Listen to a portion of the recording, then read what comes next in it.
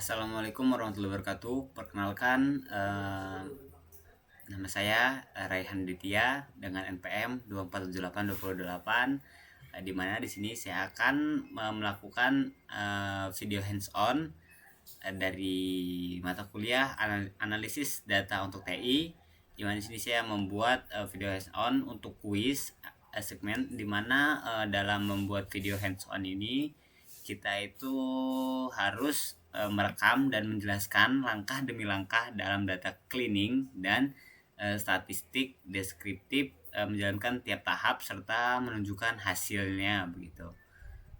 Dan juga tugas ini melakukan tahapan data cleaning dan statistik deskriptif, di mana satu menyampaikan dataset hingga siap analisis, mengidentifikasi dan menangani missing value atau inkonsistensi, dan juga yang ketiga yaitu ada menyajikan statistik deskriptif, kuantitatif dan kualitatif, plus visual singkat.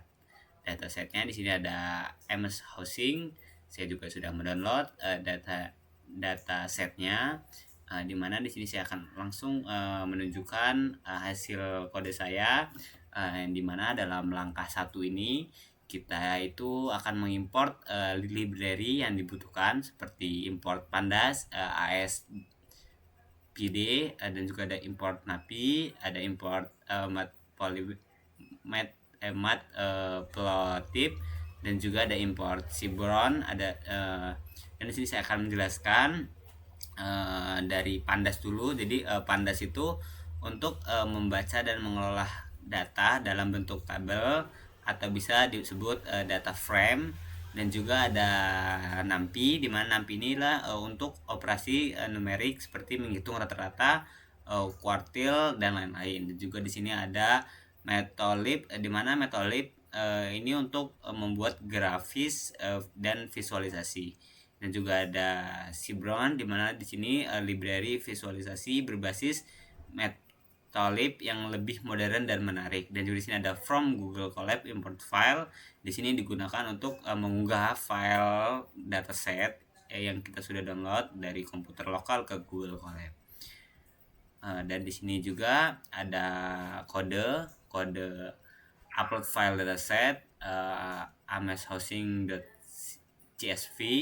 Di sini ada print, silahkan pilih dataset, dan juga upload file yang akan kita upload. Jadi penjelasannya yaitu menampilkan teks perintah untuk memilih file, dan juga di sini ada file upload, di mana file upload ini yaitu untuk membuka jendela untuk memilih file di Colab. Nah, terus file akan diunggah dan disimpan di lingkungan kerja dalam Colab ini. Dan terus juga dalam langkah pertama di sini ada membaca dataset, di mana dataset ini yaitu untuk membaca dataset CSV yang kita sudah download itu ke dalam data frame, dan juga dev head. Di sini dev head itu menampilkan 5 baris pertama.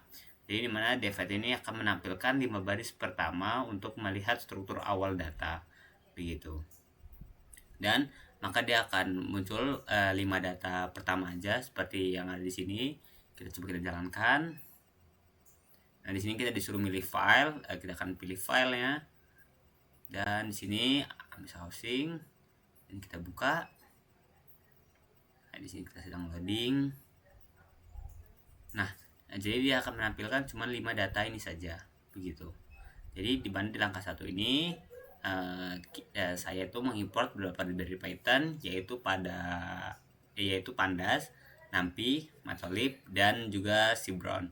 Kemudian saya menggunakan file upload untuk mengunggah dataset ameshousing.csv ke Google Colab. Setelah itu dataset akan dibaca menggunakan pdread CSV dan ditampilkan 5 baris pertama untuk memastikan data berhasil diimport begitu. Dan langkah kedua yaitu menampilkan informasi struktur data dengan cara devinfo. Di sini dia akan menampilkan struktur dataset termasuk nama kolom, jumlah non null, tipe datanya.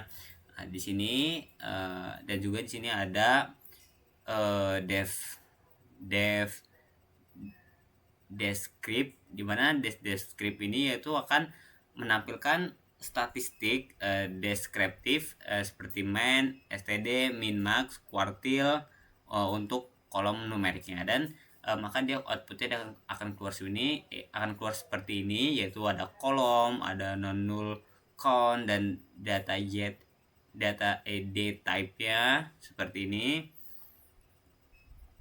Nah, di sini dia dilakukan ini hanya untuk menampilkan informasi struktur data. Jadi di tahap yang kedua ini saya itu memeriksa struktur data dengan devinfo untuk melihat jumlah kolom, tipe data, dan nilai kosong. Lalu saya gunakan devdescript untuk menampilkan statistik awal dari kolom numerik seperti rata-rata, standar deviasi, nilai minimum dan maksimum begitu. Coba kita jalankan, dia dijalankan, dia akan nongol seperti sama pada awal tadi ini. Dan langkah yang ketiga,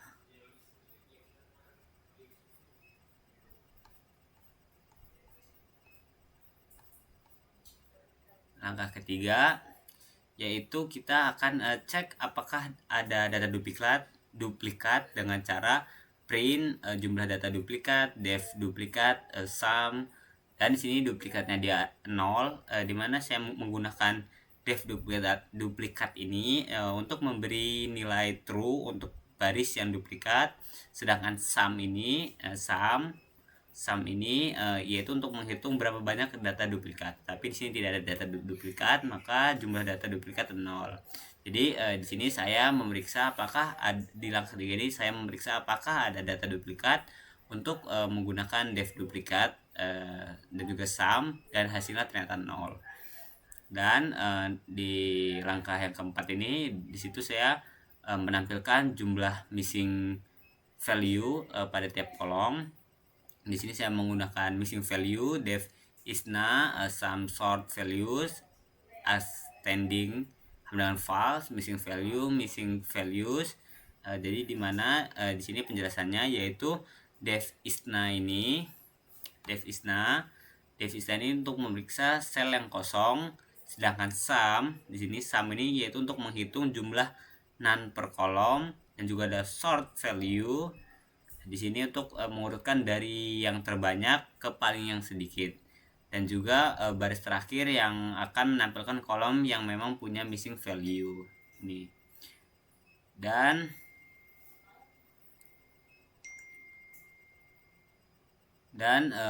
di sini ada hasilnya. Jadi pada langkah keempat ini saya itu menggunakan isna sum untuk menghitung jumlah nilai kosong di tiap kolom. Jadi kolom dengan nilai kosong terbanyak perlu dibersihkan. Untuk mengatasinya saya isi dengan median untuk data numerik dan modus untuk data kategori. Dan langkah selanjutnya yaitu langkah kelima, yaitu visualisasi box plot untuk melihat outliernya. Jadi saya menggunakan perintah plt figure fixes yaitu 8,5 essence box. Habis itu seperti perintah yang ada di sini. Di sini PL title yaitu box plot harga rumah sebelum pembersihan.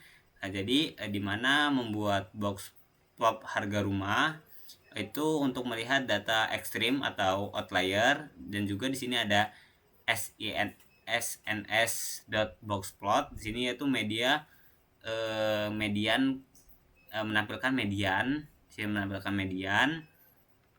kuartil, dan titik outernya begitu. Dan dia akan keluar outputnya seperti ini, boxplot harga rumah sebelum pembersihan begitu. Jadi outlier adalah nilai yang jauh berbeda dari data lain. Saya menggunakan boxplot untuk melihat apakah ada nilai ekstrim pada kolom sell price. Jika titiknya banyak di luar, maka garis whisker berarti ada outliernya begitu. Dan langkah keenam di sini yaitu hapus outlier menggunakan metode IQR. Nah, di mana sini ada Q1, Q2, IQR sama dengan Q3 dikurang Q1. Jadi apa sih maksudnya Q1? Jadi Q1 itu artinya kuartil bawah atau 25%, dan Q3 itu artinya kuartil atas sekitaran 75%, dan masuk dari IQR sama dengan Q3 kurang Q1, jadi yaitu rentan antara kuartilnya begitu. Dan di sini yaitu maksud batas bawah, batas atas, yaitu untuk menentukan batasan bawah dan atas untuk mendeteksi outliernya begitu. Dan juga di sini ada depth dengan depth sell price batas bawah, depth sell price batas atas. Di sini yaitu file data hanya menyimpan harga rumah yang tidak termasuk outlier begitu. Dan di sini ada cek hasil setelah pembersihan, dimana dalam cek hasil pembersihan ini maka box plot baru lebih bersih, titik ekstrim di luar kotak sudah berkurang begitu. Seperti ini. Jadi saya di langkah ini membersihkan outlier menggunakan metode IQR interquartile range. Jadi setelah dibersihkan, distribusi harga rumah menjadi lebih merata dan tidak lagi dipengaruhi oleh nilai ekstrimnya begitu. Dan juga langkah selanjutnya yaitu ada statistik deskriptif untuk data numerik, dimana di sini ada def, descript, min, std, min, max. Jadi penjelasannya itu yaitu menampilkan statistik deskriptif hanya kolom numerik dalam format transpose agar lebih mudah dibaca begitu dia. Jadi maka dia outputnya dia akan keluar outputnya yaitu min, std, min, max begitu. Nah, jadi di langkah ini di sini saya menampilkan statistik deskriptif kuantitatif seperti rata-rata min, simpangan baku std, nilai minimum dan maksimum. Misalnya rata-rata harga rumah adalah 180 ribu dolar gitu, dengan standar deviasi yaitu 79.000, artinya variasi harga cukup besar begitu. Dan juga ada langkah selanjutnya yaitu statistik deskriptif untuk data kategori, di mana sini ada kategori, ada persen,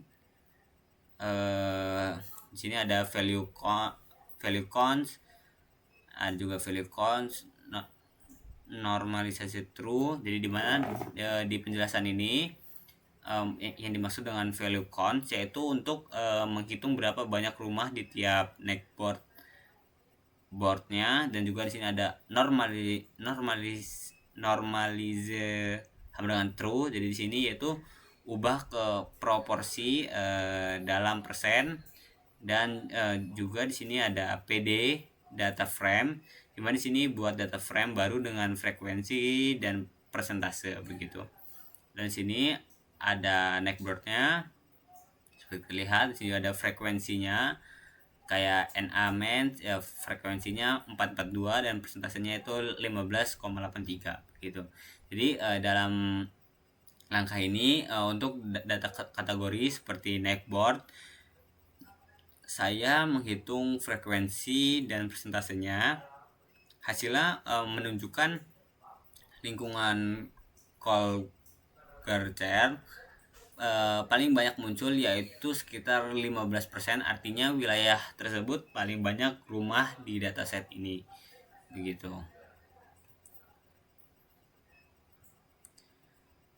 Dan juga di sini ada langkah terakhir, di mana langkah terakhir ini yaitu visualisasi distribusi harga rumah dalam kode ini, di mana di sini menjelaskan membuat histogram harga rumah dengan 30 bin, dan juga ada KDE true, di mana itu menambahkan kurva distribusinya. Dan juga di sini ada warna biru muda untuk tampilan yang lebih rapi, sky blue ini untuk warna biru muda untuk tampilan yang lebih rapi lagi.